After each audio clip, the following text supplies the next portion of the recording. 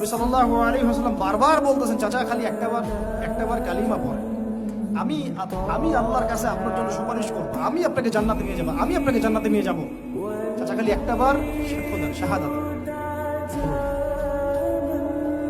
হাদিসের মধ্যে আসছে চাচা আবু তালেবকে জাহান্নামের সবচেয়ে উঁচু স্থানে রাখা হবে, যেখানে তার পায়ের গোড়ালি বা টাকনু পর্যন্ত আগুনে পড়বে, এতেই তার মগজ টকবক করে ঘুরতে থাকবে না। নবী সাল্লাল্লাহু আলাইহি ওয়াসাল্লাম বলছেন, আমি যদি না থাকতাম তাহলে আমার চাচাকে আরো নিচে রাখা হতো। এত কিছু করার পরেও ইসলাম কবুল না করার কারণে এই অবস্থা হলো।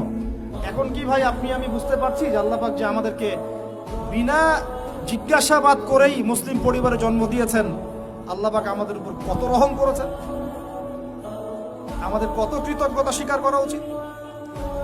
বিশ্বাস করেন, আমাদের যে সকালবেলা টয়লেট হয় না, ওয়াশরুমে যান টয়লেট করেন, আলী ইবনে আবি তালেব রাদিয়াল্লাহু আনহু এরকম বাথরুম থেকে বের হয়ে পেটে হাত দিয়ে বলতেন, মানুষ যদি জানতো এই যে শুধু ক্লিয়ার করে টয়লেট হওয়াটা কত বড় নেয়ামত আল্লাহ পাকের, তাহলেও সারা জীবন সেজদায় পড়ে থাকে।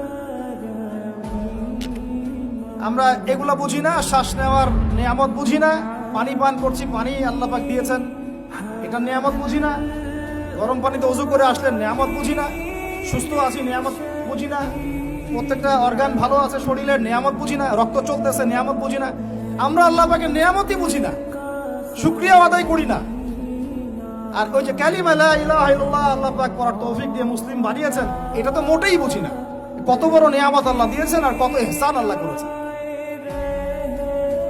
এইটা জাস্ট আজকের লেকচার শুনে বুঝে বাসায় চলে যান, তাহলে ইনশাআল্লাহ আপনার একটা কৃতজ্ঞতাপূর্ণ হৃদয় সৃষ্টি হবে, এবং এই হৃদয়টা সৃষ্টি হলে পরেই আপনি আল্লাহর দিকে ফিরে আসবেন।